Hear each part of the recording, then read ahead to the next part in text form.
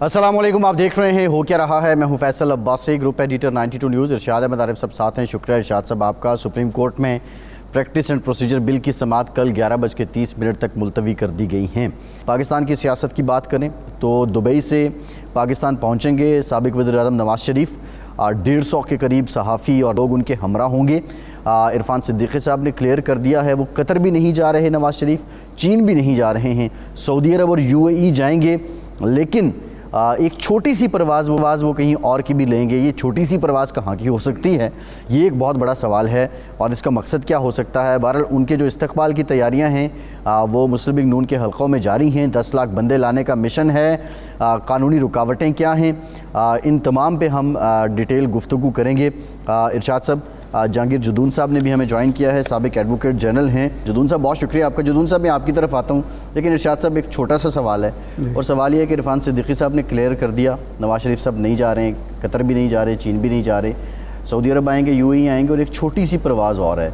ये छोटी सी परवाज़, छोटा सा सवाल और छोटा सा जवाब दे दें, ये कहाँ की हो सकती है फिर जदून साहब की तरफ जाए। नहीं, ये तो हो सकता है, यही हो सकता है कि मियाँ साहब वहाँ से UAE से फ्लाई करें, कहीं करीबी रियासत जाएं, कोई किसी ऐसे रियासत को जो करीबी रियासत हो सकती है दरमियान में डालें जिसने रूस को तस्लीम किया हुआ है, और यही एक सालसी का मिशन ही हो सकता है। इसके अलावा वो कहाँ जा सकते हैं?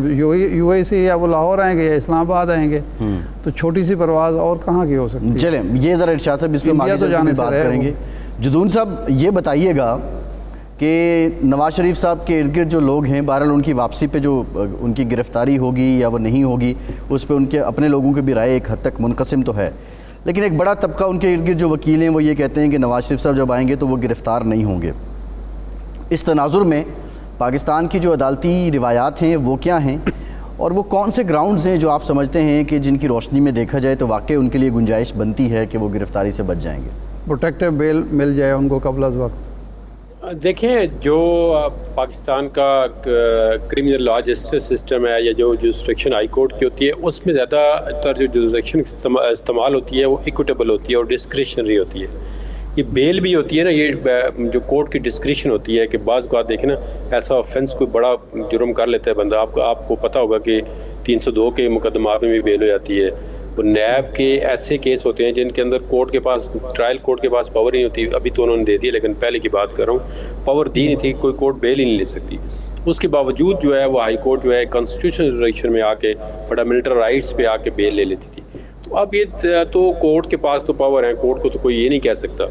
अब ये पावर एक्सरसाइज करेंगी तो अपेरेंटली ये लग रहा है मुझे ये कि जो जिस बेंच ने उनको बाहर जाने की इजाज़त दी है लाहौर के, उसी बेंच में ये दोबारा केस फिक्स होगा। और उन्होंने कहा जी ये मैं आपकी इजाज़त से बाहर गया था, फिर गवर्नमेंट ने ECL से उनका नाम निकाला था, आपको पता है पूरी कैबिनेट ने, कुछ लोग नहीं एग्री थे, कुछ एग्री थे। तो बड़ा फाइनली जो उस वक्त के प्राइम मिनिस्टर थे इमरान खान और कैबिनेट का एक फ़ैसला था, तो उन्होंने बाहर जाने की इजाज़त दी है। तो दो इसमें लीगल, वैसे तो अब कोई बंदा जो भी कह सकता है जी इधर गए उधर गए नहीं आए, लेकिन जो मैं आपको बिल्कुल प्योर लीगल बात बता रहा हूँ जी, लाहौर हाई कोर्ट के एक बेंच का आर्डर मौजूद है और प्लस फेडरल गवर्नमेंट की इजाज़त मौजूद है। अब जो मोडस ऑपरेंडी मुझे लग रहा है कि वो उसी बेंच के आगे शायद उनका केस लगे, तो वो कहेंगे जी अब वो इस्लामाबाद के अंदर उनकी जो अपील पेंडिंग है या अपील डिसमिस हो चुकी है, लेकिन उसके अंदर इस्लामाबाद के अंदर जो फाइनल आर्डर किया था जज साहब ने वो ये था कि जी जब वो दोबारा सरेंडर करेंगे या वापस आएंगे तो वो एक एप्लीकेशन देंगे, तो उनकी अपील जो है मोस्ट लाइकली बहाल हो जाएगी और फिर उसको मेरिट पे सुना जाएगा। क्योंकि एब्सेंशिया के अंदर तो उनकी अपील नहीं सुनेंगी कि उनका केस बनता है नहीं बनता, एक्विटल दें उनको या ना दें या वापस रिमांड करें केस नैब कोर्ट को। ये सारी चीज़ें जो है मेरिट की हैं और ये इस्लामाबाद हाई कोर्ट के अंदर उनकी 2 अपीलें पेंडिंग हैं, वो उसको देखेंगे। तो मेरे ख्याल में हाई कोर्ट जो है लाहौर वो उनको 1-2 दिन की ये ज़मानत दे सकती है कि आया आप वहाँ से आ रहे हैं तो आप मेडिकल रिपोर्ट भी सबमिट हो चुकी है मेरे ख्याल में इस हफ्ते में उनकी, तो हम आपको 2 दिन की मेन उनका मकसद तो जलसा ही करना है ना। दूसरे दिन अगर वो आके इस्लामाबाद में 2-3 दिन उनको मिल जाते हैं तो आगे 426 की पिटीशन डालते हैं सस्पेंशन के लिए, तो वो उनको कर देती है। दूसरा इसका एक और ऑप्शन भी है, वो एक्सरसाइज कर सकते हैं, लेकिन हो सकता है वो उनके किसी के जहन में ना हो या उन्होंने अभी रखा हुआ कि नहीं जो जिस वक्त इस्लामाबाद हाई कोर्ट ने इनको 2 वीक की ज़मानत दी थी, तो उस आर्डर के अंदर स्पेसिफिकली लिख दिया गया था कि अगर आप मज़ीद इस अपनी सज़ा को सस्पेंड कराना चाहते हैं या मज़ीद आप कोई कंसेशन लेना चाहते हैं, तो जो प्रोविंशियल गवर्नमेंट होती है जिसकी जुरिस्डिक्शन में जेल होता है, वहाँ के अंदर जो भी बंदा किसी जुर्म में कैद हो, तो वो प्रोविंशियल गवर्नमेंट के पास CRPC के तहत पावर होती है कि वो भी सज़ा सस्पेंड कर सकती है।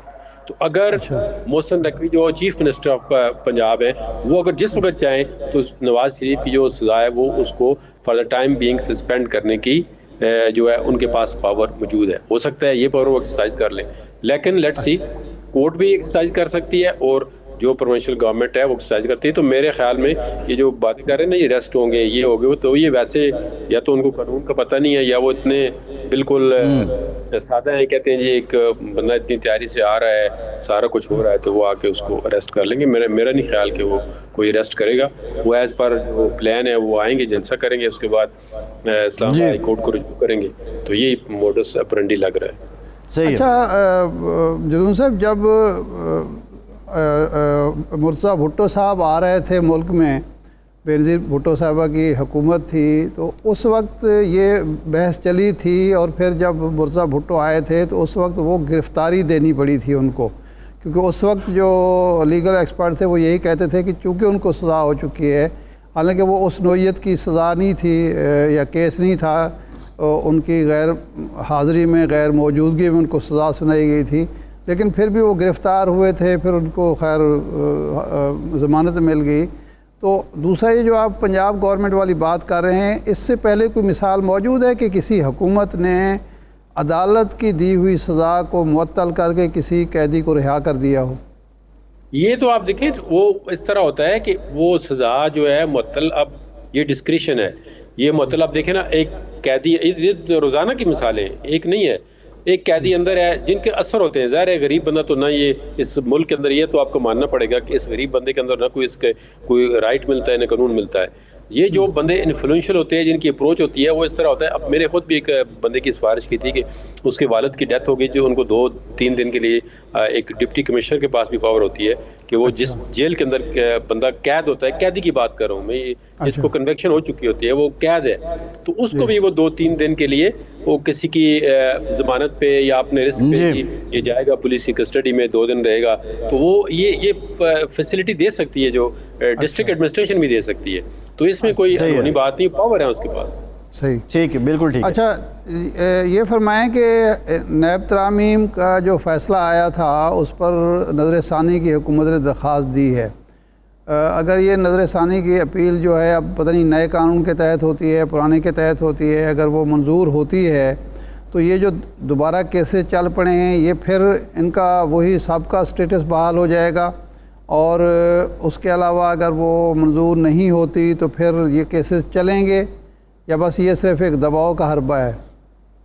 ये अब मैं 100% कंफर्म नहीं है कि वो सुना था कि जी फेडरल गवर्नमेंट जो है वो रिव्यू फाइल कर रही है, लेकिन मेरे ख्याल में अभी तक फाइल कर दिया है या करेंगे ये अभी सर्टेनली क्लियर नहीं है कि कर दिया है। तो अगर वो रिव्यू फाइल करते हैं तो उसमें जो रिव्यू फाइल करेंगे उनके अंदर एक इसमें गुंजाइश उनकी ये बनती है, लेकिन अब ये ज़रूरी नहीं है कि रिव्यू एक्सेप्ट हो, क्योंकि रिव्यू की जो सेक्शन होती है वो लिमिटेड होती है। वो आपको बिल्कुल बताना पड़ता है कि एट द सर्विस जो है ना ऊपर जो तय होती है उसके ऊपर क्या ग्लेयरिंग इरेगुलरिटी है या कोई एरर है, उसको ठीक करना है, कोई लॉ ऐसा गलत कोड कर दिया गया है। तो इसमें ये क्या है कि क्योंकि बंदयाल साहब रिटायर हो गए हैं, तो अब रिव्यू के अंदर जो है एक जज तो पहले ही उनके जो है वो तो इस बेंच के अंदर जो थे उनकी डिसेंटिंग थी, तो वो तो ज़ाहिर है वो ऑलरेडी मंसूर अली शाह साहब जो है उनका तो डिसेंटिंग नोट था। तो 2 जज में से बंदयाल साहब रिटायर हो गए हैं। अगर नया बेंच बनेगा तो उनमें एक ही जज जो है वो उस जजमेंट को बहाल करने वाले, दूसरे 2 जो हैं वो अपनी एक की ओपिनियन एक्सप्रेस की है, तो एक नया आएगा, फिर जस्टिस आता है, कोई जज आता है। तो इसमें आप अगर रिव्यू एक्सेप्ट होता है डेफिनेटली ये केस जो है फिर दोबारा नैब को हो जाएंगे। सही, ठीक, बहुत शुक्रिया जहांगीर जदून साहब, अगर नहीं होता तो फिर उस तरह आपके वक्त का बहुत शुक्रिया, आप हमारे साथ थे। शाह साहब टाइम खत्म हो गया, बहुत शुक्रिया आपका, आज के प्रोग्राम से इतनी इजाज़त दीजिए।